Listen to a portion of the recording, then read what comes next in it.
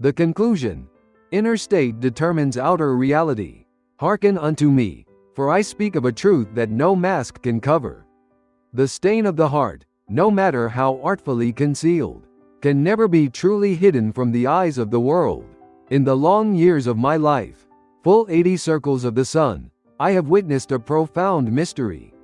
There are women who, in the latter half of their lives, bear a certain mark, a radiance that time itself cannot wither. What is this secret light?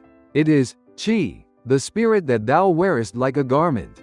Dost thou feel alone, though thou art surrounded by many? Dost thou wonder why the world turneth its back upon thee? Fear not, for the path to change is laid before thee this very day. Stay with me, and open thine ears, for today I shall reveal how thou mayest obtain this beautiful mark, and let thy true life finally bloom. Chapter 1: The Burden of the Invisible. Why is it that around a certain soul, the people gather as bees to a flower? Why is it that another, though he speaketh with honeyed words, is shunned by all who draw near?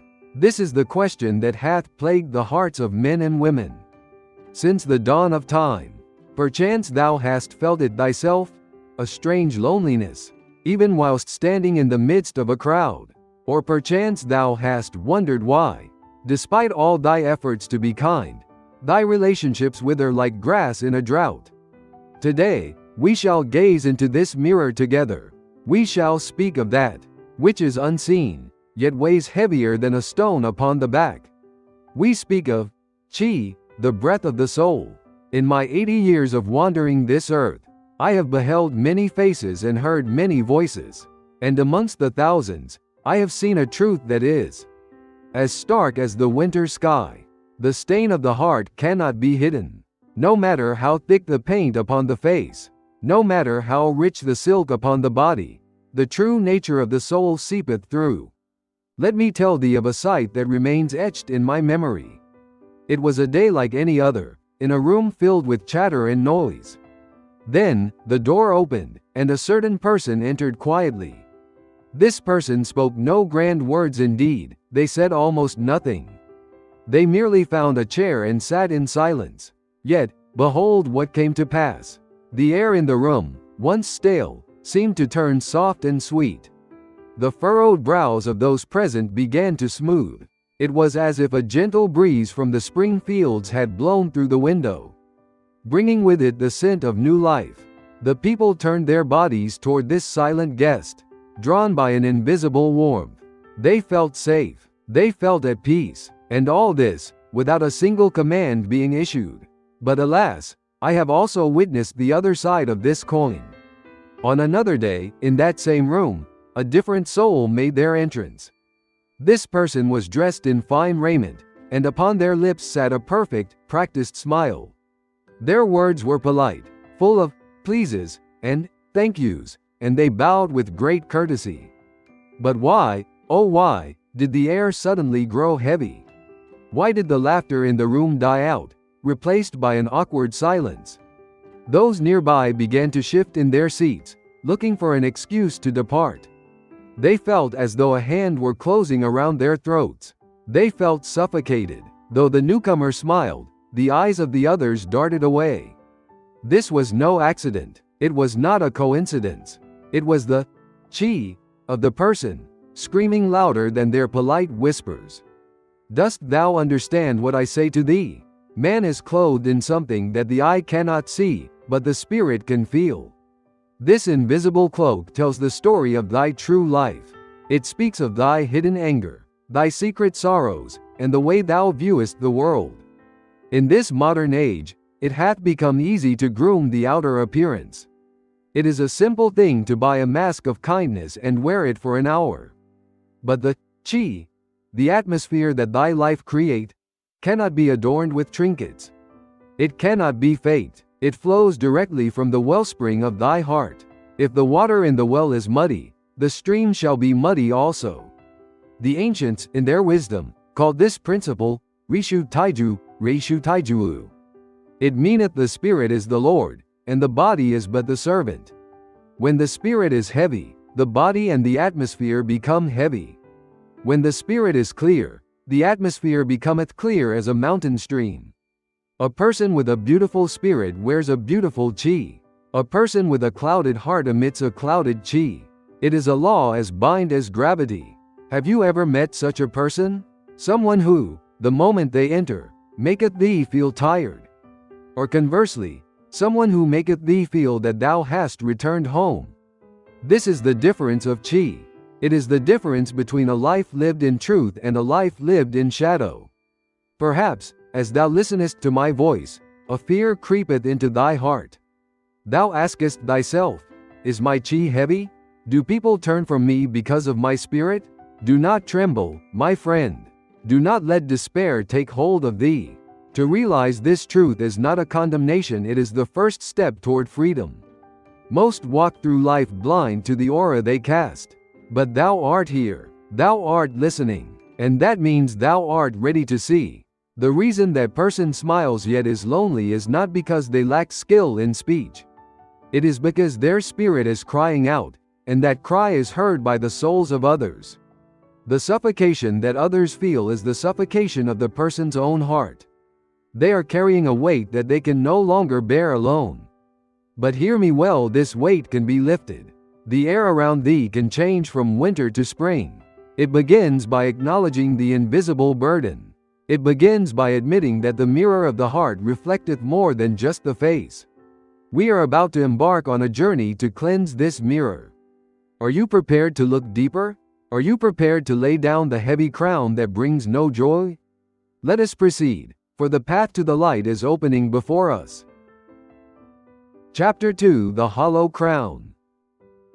Verily, I say unto thee, the world is full of dazzling illusions. We are taught from the days of our youth to seek the high places. Climb the mountain, they say. Acquire the gold, win the applause, and adorn thyself with fine linens. And so, many of us spend the precious hours of our lives chasing these glittering shadows. But in my 80 years, I have seen the top of the mountain, and I have a truth to whisper in thine ear. Often, the air at the top is too thin to breathe. And the crowns that men and women fight to wear, they are often hollow, weighing down the head that bears them, bringing not peace, but a crushing isolation. I recall a man I met in the prime of his success. He was a captain of industry, a man whose name was spoken with envy in the marketplaces. He possessed a mansion that resembled a palace, filled with treasures from the four corners of the earth. He wore suits cut from the finest cloth, and upon his wrist ticked a watch worth a king's ransom. By all the measures of this world, he was a giant. Yet, when I stood before him, I felt a chill that pierced to the bone. It was not the temperature of the room, for the fire was lit. It was the chill of his spirit. His eyes, though sharp and intelligent, were like the windows of an empty house. There was no light inside. He spoke of his conquests, of his profits, and of his plans for tomorrow. But as he spoke, I noticed a terrible thing. His voice did not resonate. It fell flat, like a coin dropped into mud. And around him, a vast, echoing emptiness. Though he had many servants and many who sought his favor, no one stood close to him. His employees feared him, his family was estranged, his friends were but reflections of his wallet. He was the loneliest man I had ever beheld. He had polished the body, the outer shell, until it shone like a mirror. But he had starved the spirit, the master within. The ancients spoke of a law called Rishu Taiju, Reishu Taiju. This is the order of the universe. The spirit Ray must be the master Shu, and the body Tai must be the servant Ju. But look around thee in this modern age. Have we not inverted this sacred law? We serve the body. We worship the appearance. We enslave the spirit to serve the whims of our ego and our vanity. When the servant rules the master, the house falls into chaos. This is why the wealthy man was surrounded by a suffocating chi. His spirit was in chains, dragged behind the chariot of his ambition. And a chained spirit emits a chi that repels, a chi that says, "Do not come near, for there is no love here." Contrast this, if thou wilt, with another memory I hold dear. I once visited a small, weathered cottage on the edge of a village. There lived a woman who possessed neither gold nor titles. Her hands were rough from working the earth, and her clothes were patched with care. She had no power, as the world defines it. Yet, the moment I crossed her threshold, my shoulders dropped their burden. The air in her humble kitchen was thick with warmth, smelling of simple soup and dried herbs. She offered me a cup of tea, and in that simple gesture, there was the grace of a queen. Her eyes, they crinkled with a joy that bubbled from a deep, unseen spring. People from the village would stop by just to sit on her porch. Stray cats would sleep at her feet. Why? Because her spirit was the master. She lived in harmony with her soul, and her body, her simple life, followed that harmony. Her chi was a beacon in the night, drawing all living things to her fire. Dost thou see the difference? It is not about poverty or wealth. One can be rich and have a beautiful chi, just as one can be poor and have a bitter chi. The question is, who is ruling thy life? Is it the hollow crown of appearance, or the true sovereign of the soul? Perhaps thou art feeling a pang in thy chest right now. Perhaps thou hast spent years building a castle that now feels like a prison. Thou art surrounded by things, yet thou feelest alone. Thou smellest, but thy jaw aches from the effort. Do not weep for the time lost, for wisdom comes when we realize the crown is fake. It is never too late to take off the mask. It is never too late to restore the rightful king, thy spirit, to the throne.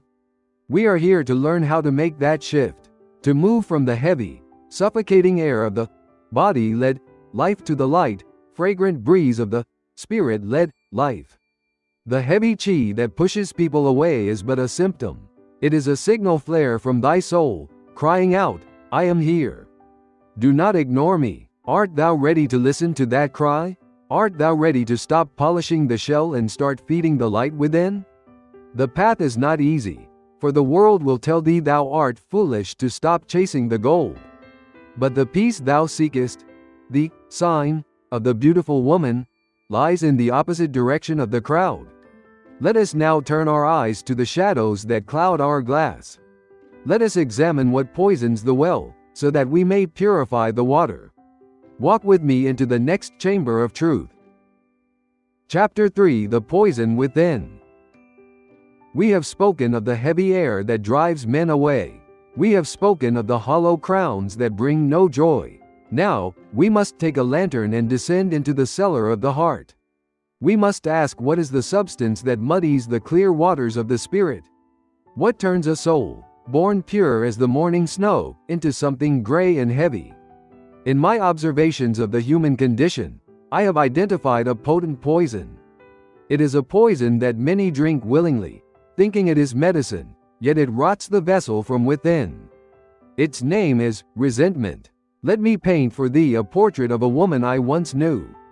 She was a person of great strength, yet her strength was twisted, like an old oak tree that has grown around a jagged rock. When she was but a maiden, in the flower of her youth, she was betrayed by one she trusted deeply. It was a cruel blow, a wound that cut to the quick. No one would deny her the right to weep, or the right to anger in that moment. But listen closely to what followed. When I met her, full 50 years had passed since that betrayal. 50 times the leaves had fallen, 50 times the snow had melted. Yet, in her heart, it was still that very same day. She carried the corpse of that memory strapped to her back, refusing to bury it. Every time we spoke, the conversation would inevitably turn to him. He did this, she would say. He ruined my life. I am the victim here. She spoke these words not with a release of emotion, but with a cold, practiced recitation. And I watched her face as she spoke. Verily, it was a tragic sight. Her face was etched with deep lines, but they were not the soft wrinkles of laughter or the noble lines of wisdom. They were sharp, vertical furrows between her brows, the mark of perpetual frowning. Her mouth was set in a permanent downward curve, as if tasting something sour. And her eyes? They held a dark, stagnant shadow. There was no light, only the murky reflection of a 50-year-old grievance. The tragedy was not just in her appearance, but in her chi. Being in her presence felt like walking through a thick fog that smelled of smoke. One could not breathe freely. Her words were sharp arrows, dipped in the venom of the past. Even when she spoke of the weather or the news, there was an undercurrent of bitterness. Is it any wonder that people slowly drifted away from her? Her children visited less and less. Her neighbors offered only quick, polite greetings before rushing off. She cried out, "Why am I abandoned? Is it not enough that I was betrayed? Must I be lonely too?" She did not see that she was the architect of her own isolation. The resentment she held was not punishing the man who betrayed her. He was long gone, living his life, perhaps even dead. No, the poison was killing her. It was clouding her chi, making it repellent to every living soul that sought warmth. The wise teacher, Deguchi Anasaburo, once taught a profound truth about this state. He said, "Resentment is a chain that binds the soul. As long as thou hadst someone, thou art tied to them with an iron chain. Thou canst not fly, thou canst not move forward. Thou art a prisoner of the person thou despisest." Is this not a terrible irony? By refusing to forgive, we grant the offender power over our eternal present. We allow the ghost of yesterday to haunt the house of today. This is the nature of attachment. It is the sticky hand that refuses to let go of the burning coal. We think that by holding onto the coal, we can throw it at our enemy. But all we do is burn our own flesh. The woman I spoke of believed that her grudge was her identity. She thought, if I let this go, who am I? This fear, the fear of losing one's story, even if it is a sad story, is what keeps the chi muddy. I ask thee now, look into the mirror of thine own heart. Is there a name that makes thy stomach tighten when thou hearest it? Is there a memory from 10 years ago that still makes thy blood boil? If the answer is yea, then thou art drinking the poison. Thou art carrying a stone in thy pocket that weighs down thy spirit. And this stone, my friend, is visible to the world. It shows in the set of thy jaw. It shows in the dullness of thine eyes. It is the sign that says, here lies a heart that is not free. To have a beautiful chi, one must first stop drinking the poison. It matters not how right thou art. It matters not how wrong they were. For the sake of thine own soul, and for the sake of the beautiful life that awaits thee in thy later years, thou must prepare to loosen thy grip. But resentment is not the only poison. There is another, more subtle toxin that clouds the air around us. It is the poison of comparison and the mask of lies. Let us travel further into the darkness, that we may fully understand what we must cleanse. Stay with me. The dawn is coming, but we must first navigate the night. Chapter 4: The Illusion of Comparison. We have spoken of the poison of resentment that burns like fire. Now, let us speak of a sickness that acts not like fire, but like ice. It freezes the flow of life. It builds a dam across the river of the soul. This sickness is named comparison, and its twin brother is named deceit. In this vast world, there is a trap into which many stumble, especially as the years advance. It is the trap of looking sideways instead of looking forward. It is the trap of looking backward instead of looking within. I once sat with a man who had achieved much in his early years. He had medals on his shelf and trophies in his cabinet. But now, his hair was white, and his step was slow. One might hope that such a man would rest in the quiet satisfaction of a life well lived. But nay, his spirit was restless, like a caged beast. He spoke to me, but he did not see me. He saw only the ghosts of his past. In my day, he would thunder, men were stronger. We built great things. Look at the youth of today. They are weak, they are foolish.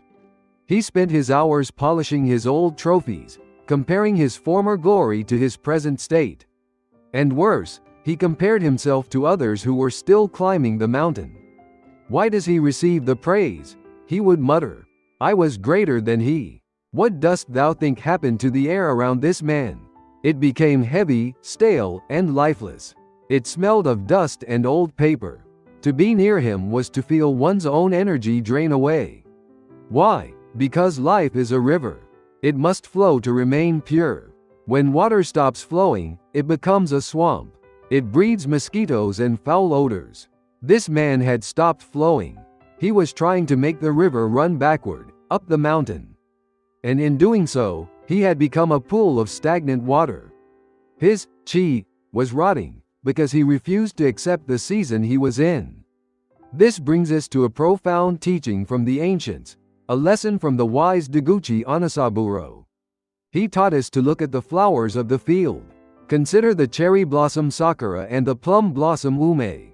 The sakura is breathtaking in its cloud of pink. The ume is noble in its deep red and sweet fragrance. Does the sakura look at the ume and say, "Alas, why do I not smell as sweet as she?"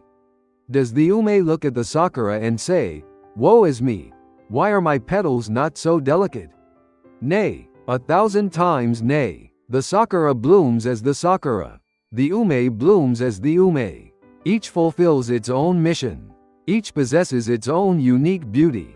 If the plum tried to become a cherry, it would fail, and in its failure, it would lose its own special grace. Yet, we humans, supposedly the wisest of creatures, do exactly this. We look at our neighbor and say, "I wish I had her wealth." We look at a friend and say, "I wish I had his talent." We look at our younger selves and say, "I wish I had that face again." Comparison is the thief of joy. But more than that, comparison is the destroyer of chi. When thou comparest thyself to another, thou art rejecting thine own soul. Thou art telling the Creator, "You made a mistake with me." This rejection creates a dissonance, a terrible noise in the spirit realm. And this noise manifests as a muddy, confused chi. From comparison springs the second evil, the lie. When we feel we are not enough, we begin to pretend. We put on a mask. We say words we do not mean. We smile when we are angry. We flatter when we are jealous. We say, "I am fine," when our hearts are breaking.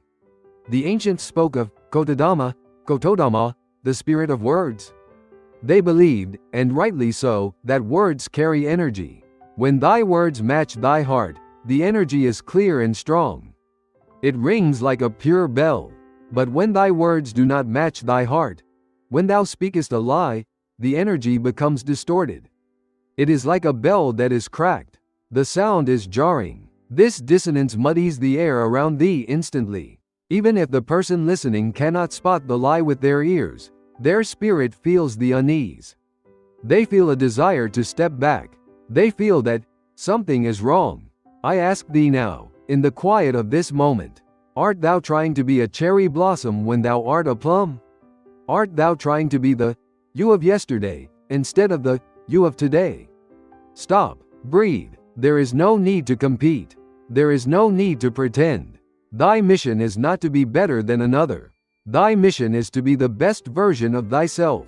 A small wildflower that blooms with all its heart has a more beautiful chi than a tall rose that is trying to be a lily. The heaviness thou feelest, it comes from carrying the weight of others' expectations. The exhaustion thou feelest, it comes from holding up a mask that is too heavy for thy face. Drop the mask, let the river flow. Accept that thou art unique, with a path that belongs to thee alone. When thou ceasest to compare, a great silence will descend upon thy heart. And in that silence, the mud will begin to settle, and the water will begin to clear. But how, thou askest, do we clear the mud that has already gathered?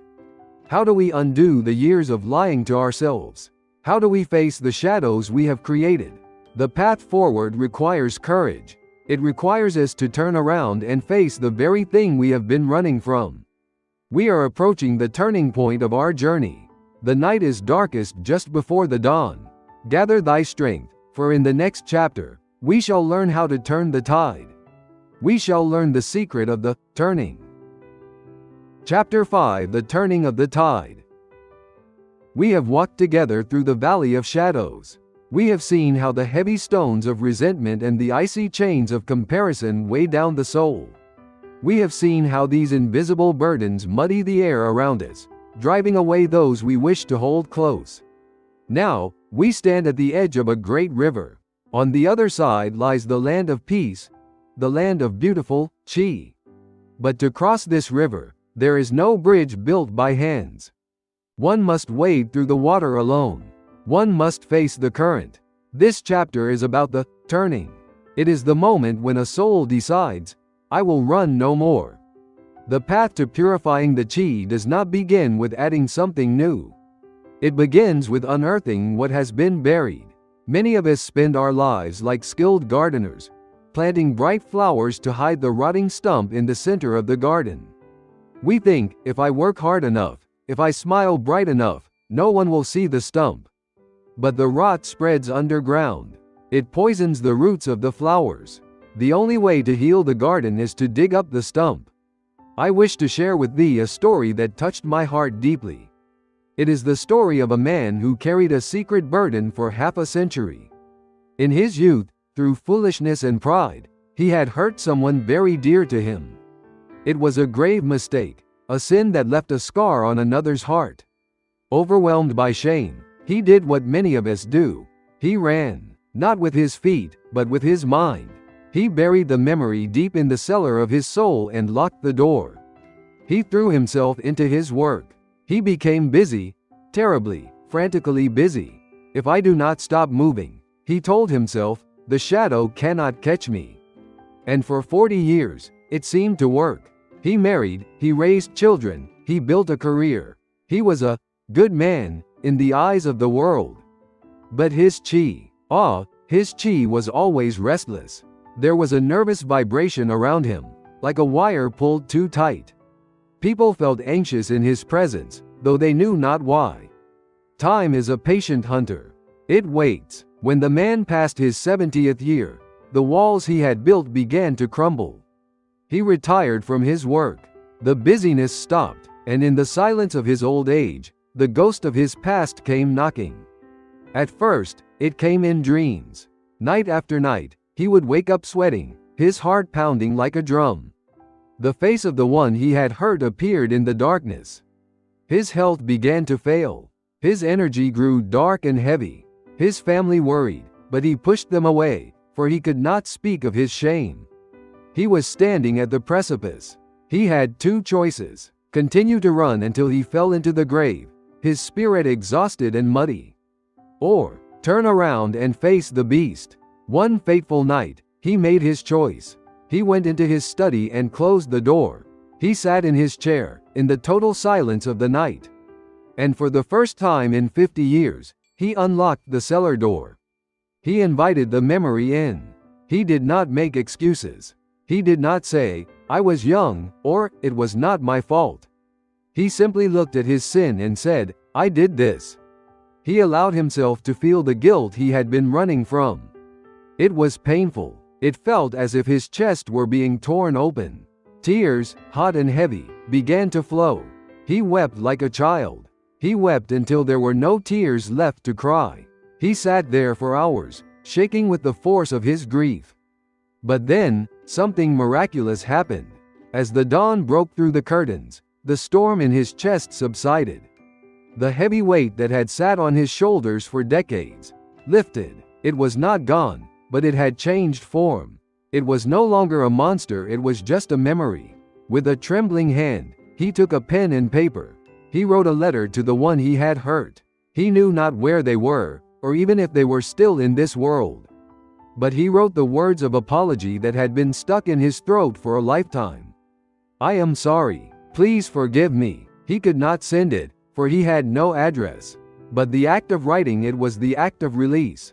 From that day forward, the man was transformed. It was as if a dark cloud had been swept away by a strong wind. His eyes, once darting and anxious, became steady and clear. His voice, once sharp and defensive, became soft and deep. His chi became transparent. His grandchildren, who used to avoid him, now climbed onto his lap.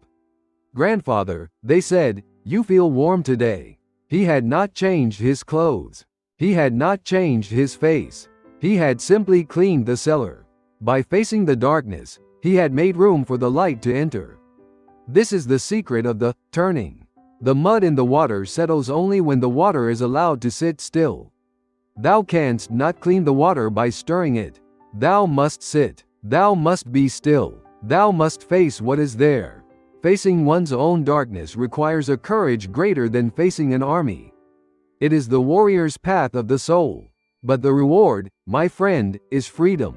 The reward is a chi that shines like polished glass.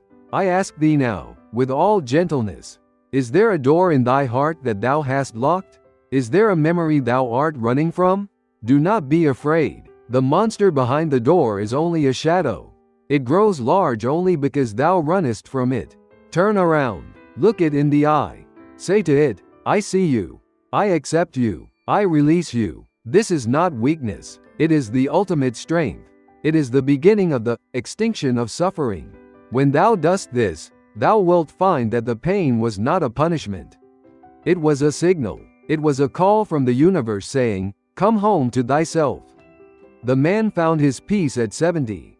It is never too late. Whether thou art 40, 60, or 80, the moment thou turnest around, the healing begins. The tide is changing. Canst thou feel it? The water is clearing. Now that we have faced the shadow, we must learn how to wash away the remaining dust. We must learn the art of cleansing.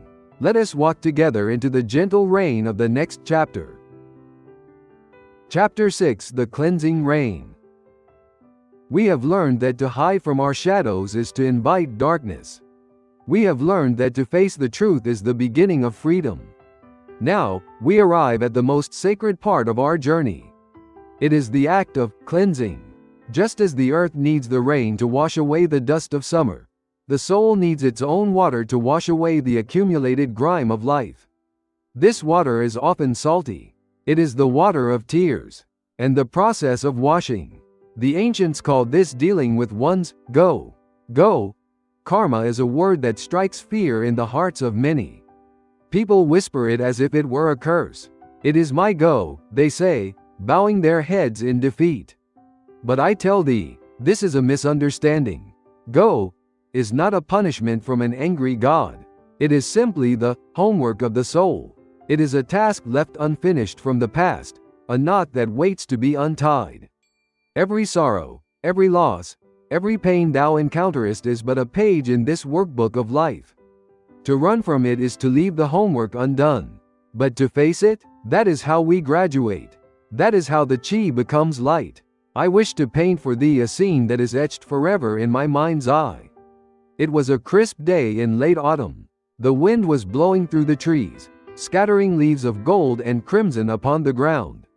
I stood at a distance from a small hokora, a humble roadside shrine. There, kneeling on the hard earth, was a woman. She was not young, nor was she old. She was in the autumn of her life, just like the season. She had recently lost someone more precious to her than her own breath. A beloved partner? A child? I knew not the details, but the magnitude of her loss was written in the curve of her back. Most people, when faced with such crushing agony, try to look away. They bury themselves in noise. They force a smile to make others comfortable. They say, I am strong. I must not cry. But this woman was different. She did not run. She knelt before the silent stones of the shrine and allowed herself to break. She wept. Oh, how she wept. Her shoulders shook with the force of a storm. The smoke of the incense rose quietly in a straight line, as if carrying her prayers to the heavens.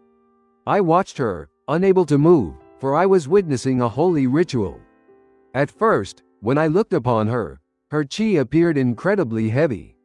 It seemed as though an invisible stone, the size of a mountain, was resting upon her delicate shoulders. The air around her was thick with gray sorrow. But as the minutes turned into an hour, and as her tears watered the dry earth, a transformation took place. It was subtle at first, like the clearing of a mist. With every tear that fell, a piece of that invisible stone dissolved. With every sob that escaped her lips, the gray air began to thin. She was not just crying, she was cleansing. She was performing kion, the washing of the spirit. She was facing her go directly, embracing the pain, and by embracing it, She was letting it pass through her. When she finally stood up, the sun was beginning to set, casting a golden glow over the world.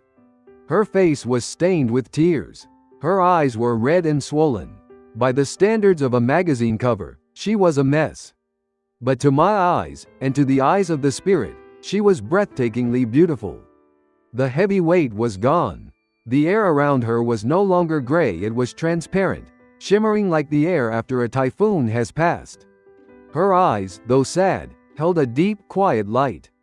It was the light of a soul that has survived the fire and come out as pure gold.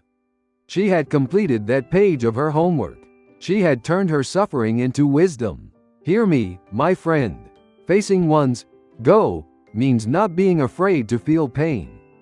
Pain is not the enemy. Pain is the soap that scrubs the soul clean. The reason so many people carry a heavy, stagnant chi in their later years is because they have refused to cry. They have dammed up the river of grief, and unwept tears become a swamp of bitterness inside the body. They turn into the poison we spoke of earlier. I ask thee now, art thou holding back a river? Art thou telling thyself, I am too old to cry, or, it is shameful to be weak? Cast aside those foolish thoughts. Tears are not a sign of weakness. They are a sign that thy soul is alive. If thou feelest the need to weep, then find thy sanctuary. It need not be a shrine. It can be thy bedroom, thy garden, or the seat of thy car. Let the rain fall. Do not stop it. Do not apologize for it. Let it wash away the resentment, the regret, the longing. Kiom is the most certain way to beautify thy chi. Those who have known deep pain, and have washed it with tears, possess a special gift. Their chi becomes healing to others. Why? Because they understand. When they touch the hand of another who is suffering, their touch says, I know. I have been there. You are safe. This deep empathy is the sign of the woman who blooms in late life. She is beautiful not because she has no scars, but because her scars have turned into stars that guide others in the dark. The woman at the shrine taught me that we need not fear the go. We need only the courage to feel it fully. Once the vessel is emptied of its muddy water, it is ready to be filled with something new. It is ready to be filled with light. We have cleared the ground. We have washed the soil. Now, it is time to plant the seeds of the new life. What are these seeds? They are the practices of the path. Walk with me now into the garden of the future, where we shall learn how to grow the flowers of light. Chapter 7: The Path of Light. We have washed the vessel of the soul with our tears. We have scrubbed away the grime of the past. Now, the vessel is empty and clean. But an empty vessel must be filled, lest the dust settles upon it once more. With what shall we fill it? We shall fill it with light. We enter now into the realm of the path, the daily practices that turn a common stone into a precious gem. The first of these practices is the cultivation of a forward-looking mind. In this life, storms will come, the roof will leak, the gold will vanish, and the friends may depart. This is the nature of the world. But the chi of a person is not determined by the storm outside. It is determined by the fire inside. When calamity strikes, the human heart stands at a fork in the road. There are two paths, and they lead to very different destinations. The first path is named, Why me? Why did this happen to me? Why am I so unlucky? Why is the world so cruel? This path leads downwards, into a spiral of darkness and self-pity. The second path is named, What for? What is this trying to teach me? For what purpose has this challenge been placed before me? This path leads upwards, into the light of wisdom. I wish to share with thee a sight that shook me to my very core. It is a memory painted in shades of blue and silver. It was a night of the full moon. I was walking along the banks of a wide river, listening to the water rush toward the sea. There, sitting upon a large rock, was a man. He sat as still as a statue. I knew of this man. I knew that only days before, he had lost everything that defines a man's success. His business had crumbled to dust. His house was gone. Even those he trusted had turned their backs on him. By all the laws of this world, he should have been weeping in despair. He should have been cursing the heavens. Or worse, he should have been contemplating the dark waters below. I watched him from the shadows, fearing what he might do. But then, he lifted his head. The moonlight caught his face, and I gasped. There was no defeat in his eyes. There was no shadow of death. Instead, his eyes were burning with a quiet, fierce intelligence. His back was not bent, it was straight as a rod of iron. And then, I heard him whisper to the wind. He did not say, "Why me?" He said, simply and firmly, "This, too, is a lesson. What am I meant to learn from this?" In that moment, I saw it. Around his solitary figure, in the cold night air, there was a glow. It was a warm, golden chi that seemed to push back the darkness. He was wrapped in an invisible cloak of dignity. Rishu Taiju, spirit is master, body is servant. The ancients taught us this law, and here it was, living and breathing before me. His heart spirit refused to break. Therefore, his chi body energy remained pure and strong. Even though he had no money in his pocket, he was richer than a king in that moment. Because he chose the path of what for, he transformed his suffering into fuel. He did not deny the pain. He did not pretend to be happy. But he refused to be a victim. He chose to be a student of life. This difference, my friend, is what separates the muddy chi from the beautiful chi. Those who ask, why, become stagnant pools, waiting for someone to save them. Those who ask, what for, become flowing rivers, carving their own path through the mountains. And here is a secret law of the universe. Inga, cause and effect. Bright chi attracts bright events. Dark chi attracts dark events.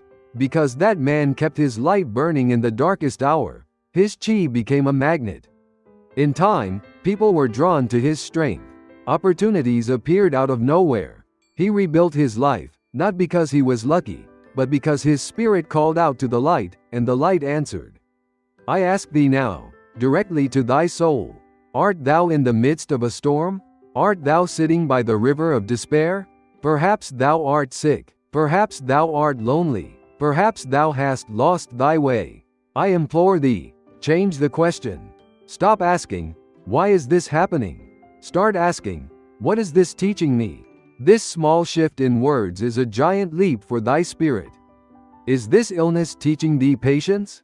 Is this loneliness teaching thee to be thine own best friend? Is this loss making room for something new? When thou seekest the meaning, the chi stops spinning in circles and begins to move forward.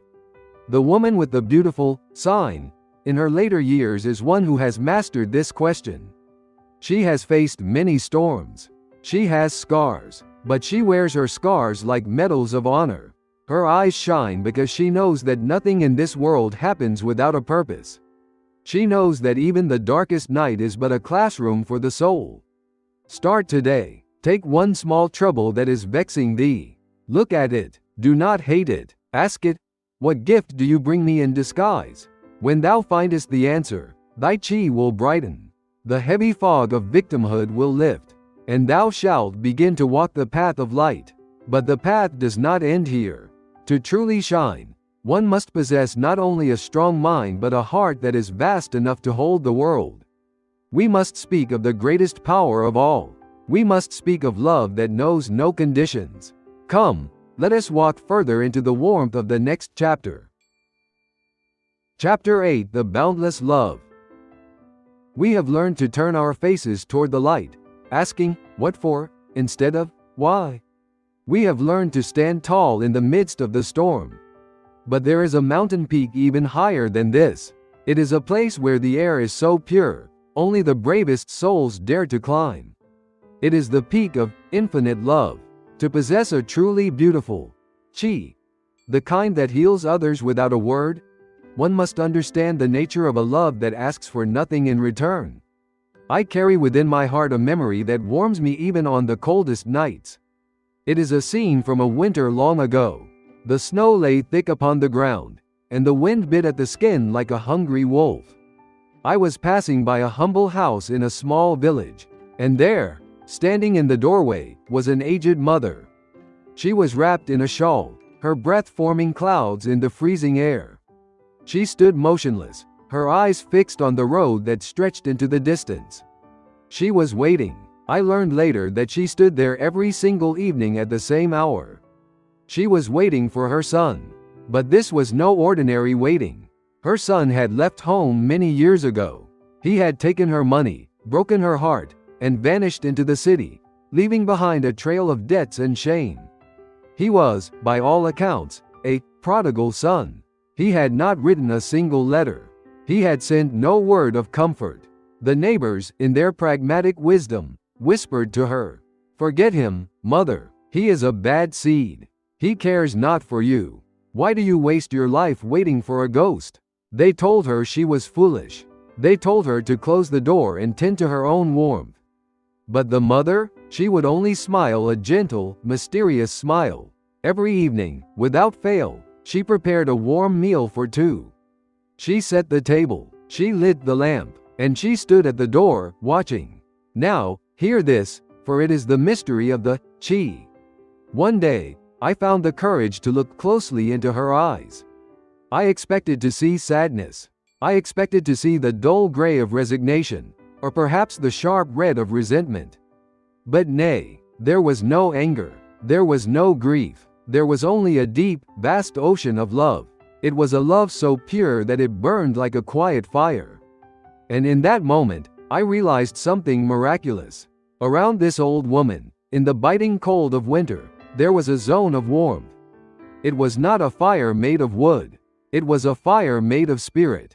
The passers-by who walked near her house would unconsciously slow their steps.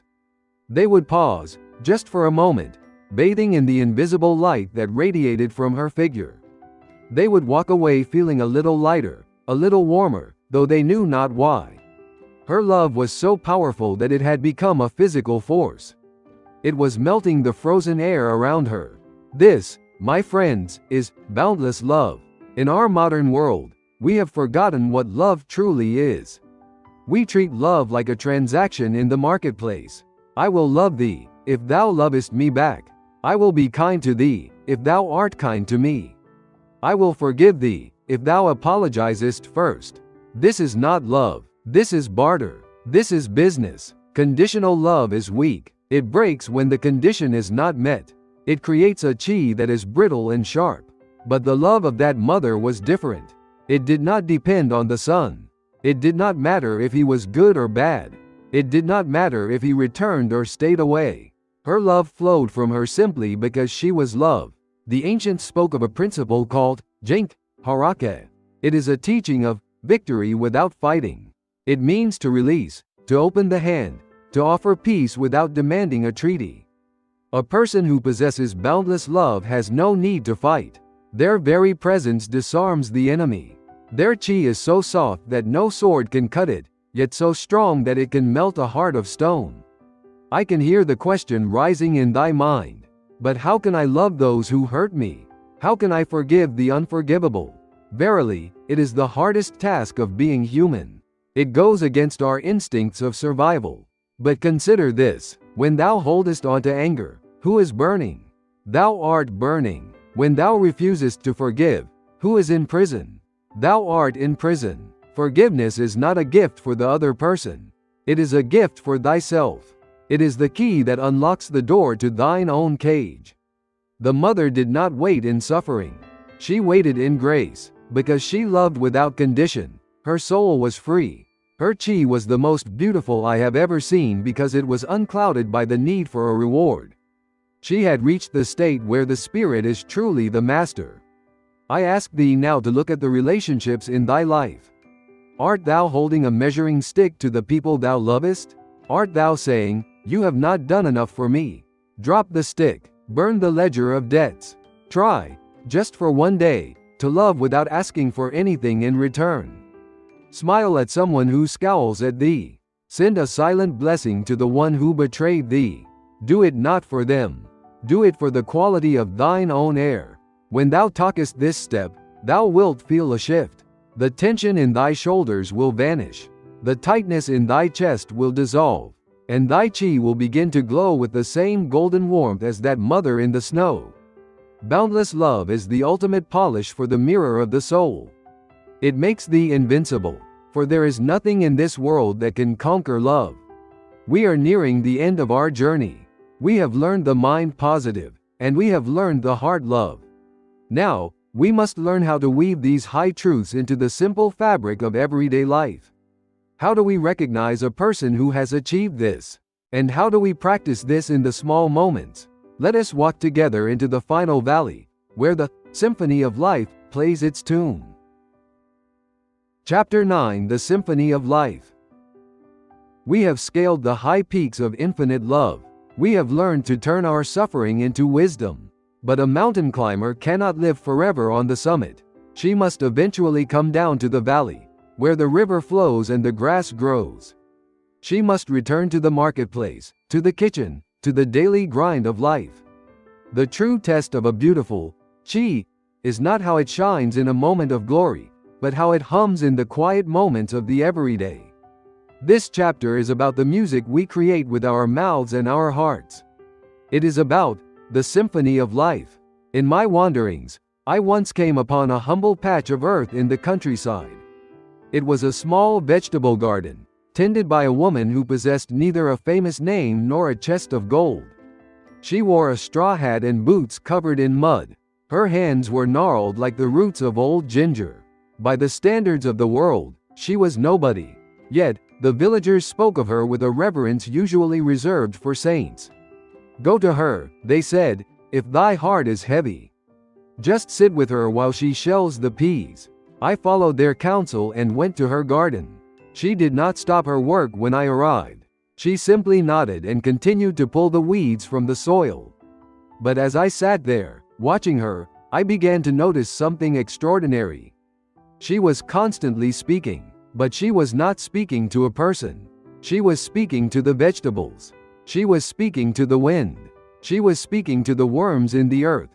And her voice, it was not loud, nor was it commanding. It was a low, melodic hum, like the sound of a brook bubbling over pebbles. "Thank you, little rain," she would say. "You have made the leaves drink well today." "Thank you, sun," she whispered. "You are warm upon my back." "Grow strong, little radish," she encouraged. "The earth is holding you tight." This brings us to a sacred teaching known as Kotodama, the spirit of words. The ancients believed that every word we speak carries a living soul. Words are not just sounds that vanish into the air. They are seeds. When thou speakest a word, thou art planting a seed in the field of the universe. If thou plantest seeds of anger, complaint, and gossip, thou shalt harvest a forest of thorns. Thy chi will become prickly and dark, and people will fear to walk near thee. But if thou plantest seeds of kindness, encouragement, and gratitude, like the woman in the garden, thou shalt harvest a garden of flowers. Thy chi will become sweet and fragrant, and people will seek thy shade to rest. I recall another woman I knew, whose garden was very different. She lived in a fine house, but her mouth was a factory of poison. From morning until night, she complained. "The weather is too hot," she grumbled. "The neighbors are too noisy," she hissed. "My tea is too cold," she sighed. She sowed seeds of discontent with every breath. And lo, her chi became heavy as lead. Her face grew sour, as if she were eating lemons. By the end of her life, she sat alone in her fine house, for no one wished to be pierced by the thorns of her words. She had forgotten the law of Kotodama. She did not know that her own voice was the architect of her prison. But the woman in the vegetable garden understood the secret. She knew that chi is vibration, and the most powerful tool to tune that vibration is the word, "thank you." Gratitude is the alchemy of the soul. It turns the common lead of existence into the gold of joy. When I asked her, "Grandmother, why are you so happy when you have so little?" she looked at me with eyes that sparkled like clear water and said, "I have everything, my child. I have the sky. I have the earth. I have breath in my lungs. What more is there to ask for?" Her gratitude was not a grand gesture. It was a quiet, constant rhythm, like a heartbeat. She found beauty in the smallest things. A butterfly landing on a leaf, the smell of wet dirt, the taste of a cold plum. And because she honored these things with her attention and her words, her chi became expansive. It connected her to the great life of the universe. When one stood near her, one felt that connection. One felt that life was good, that the world was safe, and that we were all part of a benevolent whole. I ask thee now to listen to the song thou art singing. What words fill thy mouth from the moment thou wakest until the moment thou sleepest? Are they words of lack? I am tired, I am old, I have not enough. Or are they words of plenty? I am alive, I am blessed, thank you. Thou needest not be a saint to change thy tune. Start small, start with the first breath of the morning. Before thy foot touches the floor, say, thank you. Thank the bed that held thee. Thank the eyes that see the light. When thou eatest thy meal, thank the life that was given to sustain thee. When thou meetest a friend, speak words that lift them up, not words that tear others down. This practice of beautiful speech and constant gratitude is the polish that makes the chi shine day after day. It is the reason why some people, as they age, seem to grow more beautiful, while others grow dim. The woman in the garden taught me that we are the composers of our own symphony. The instrument is our heart. The notes are our words. If thou playest a song of love and thanks, the universe will dance with thee. And thy chi will become a melody that heals the world. We have now gathered all the ingredients for the elixir of a beautiful life. We have the positive mind. We have the infinite love. We have the beautiful words.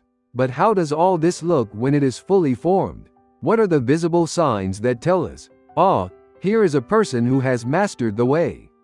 In the final chapter of our journey, I shall reveal the 3 signs that mark the true aristocrats of the spirit. Come, let us witness the finished masterpiece. Chapter 10: The 3 Signs. We have journeyed far, my friend. We have walked through the valley of shadows, cleansed our hearts with tears, and planted the seeds of gratitude and love. Now, we stand at the final gate. The question that remains is this: when the work is done, what does the masterpiece look like? How can we recognize a person who has truly mastered the art of chi? In my long years of observation, I have found that while the spirit is invisible, it leaves its mark upon the physical world in 3 distinct ways. These are the 3 signs of a beautiful soul. They are the jewels that adorn the crown of a life well lived. I wish to tell thee of a meeting that occurred on a gentle spring day. It was a day when the cherry blossoms were dancing in the wind, painting the world in soft pink. I met a person who possessed neither a high title nor great wealth.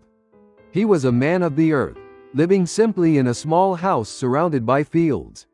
Yet, the moment I stood before him, I knew I was in the presence of greatness. Not the greatness of power, but the greatness of peace. And I saw upon him the 3 signs, clear as the morning sun. The first sign was the light in his eyes. The proverb says, "The eyes are the window to the soul," and verily, this is truth. When I looked into his eyes, I did not see the muddy confusion of a man lost in worry. Nor did I see the sharp, piercing look of a man trying to dominate others. I saw a lake. His eyes were deep, clear, and impossibly transparent. To look into them was to feel seen, yet not judged. It was a gaze that seemed to say, "I see you. I accept you. You are safe here." There was a childlike purity in them, sparkling with curiosity, yet they held the ancient wisdom of the stars. A person who has faced their shadows go and washed them away with tears possesses eyes that do not hide. They have nothing to conceal, and so their eyes become mirrors of the divine. I ask thee, when thou lookest in the mirror, what light lives in thine eyes? Is it the flicker of anxiety, or the steady beam of a lighthouse? The second sign was the resonance of his voice. He did not speak loudly. He did not need to shout to be heard. His voice was quiet, almost like a whisper. But oh, how it carried! It had a vibration that touched the center of my chest. It was like listening to the murmuring of a deep river, or the sound of the wind moving through ancient pines. There was no jagged edge of anger in his tone. There was no high pitch of nervousness. It was the voice of a man whose heart and tongue were in perfect unity. Kotodama, the spirit of words, lived in his throat. Because he spoke only truth, and because he spoke with kindness, his voice had become a healing instrument. Even if he spoke of simple things, the weather, the crops, the tea, his voice calmed the storm in my own heart. It is said that a dog will not bark at a saint. Perhaps it is because the saint's voice carries a frequency of peace that even the beasts understand. Does thy voice bring peace to those who hear it? Does it soothe the crying child and comfort the weary friend? The third sign, and perhaps the most profound, was the warmth of his touch. When it was time to depart, he reached out and took my hand. In that simple handshake, I felt a sensation I shall never forget. It was a deep, grounding warmth that traveled from his hand up to my shoulder and settled in my heart. It was not just the heat of the body. It was the heat of the chi. It felt like returning home after a long, cold journey. It felt like the embrace of a mother, the safety of a sanctuary. This warmth cannot be faked. It comes only to those who have opened the gates of infinite love. Because he held no resentment, because he had no walls around his heart, his energy could flow freely into another. To touch him was to touch life itself. These three signs, the clear eye, the resonant voice, the healing touch, are not gifts of birth. They are the harvest. They are the result of all the work we have discussed. The man did not wake up one day with clear eyes. He had wept his tears. He had faced his demons. He had forgiven his enemies. He did not wake up with a healing voice. He had practiced saying, "Thank you," 1,000 times a day. He had swallowed his complaints. He did not wake up with a warm touch. He had chosen to love without condition, even when his heart was breaking. Rishu Taiju. The spirit is master, the body is servant. Because his spirit was beautiful, his body had no choice but to reflect that beauty. He had become a vessel of light. And here is the most wonderful truth of all. This path is open to thee. It matters not if thou art 20 or 80. It matters not what thou hast done in the past. The clay of thy life is still wet. Thou canst reshape it. If thou beginnest today to change thy mind, to cleanse thy heart, and to speak with love, thy signs will appear. Slowly, day by day, the mud will settle from thine eyes. The edge will leave thy voice. The coldness will leave thy hands. Thou shalt become the person of the spring breeze. Thou shalt become the sign that others look for in the dark. Imagine a world where thou art the source of safety for others. Imagine that when thou enterest a room, the air becomes light. Imagine that thy very existence heals the people around thee. This is not a fairy tale. It is the destiny of the human soul. It is the promise of the chi. We have reached the end of our words, but the beginning of thy practice. The map has been laid out before thee. The tools have been placed in thy hands. The rest is up to thee. Will thou walk the path of the hollow crown, or the path of the radiant soul? The choice is made in every breath, in every glance, in every word. I believe in thee. I believe that the light is already there, waiting for the clouds to part. Go forth, and let thy true self shine. For the world is waiting for the beauty that only thou canst bring. Final chapter: The flower that blooms late. I thank thee for walking this path with me to the end. The mark of a beautiful soul is not a gift of birth, nor a prize for the lucky. It is a crown earned through facing thy shadows, offering thanks for the smallest breath, and loving without condition. Remember the three signs: the light in the eyes, the peace in the voice, and the warmth of the hand. Even if thy bloom cometh late, know that the flower which openeth in the evening remains the most fragrant of all. Thy past matters not, only the state of thy heart in this present moment holds power. Go forth now, and let thy chi be a light unto the darkness. Thy true journey beginneth this very moment. May peace be upon thee. Thank you for watching. With gratitude.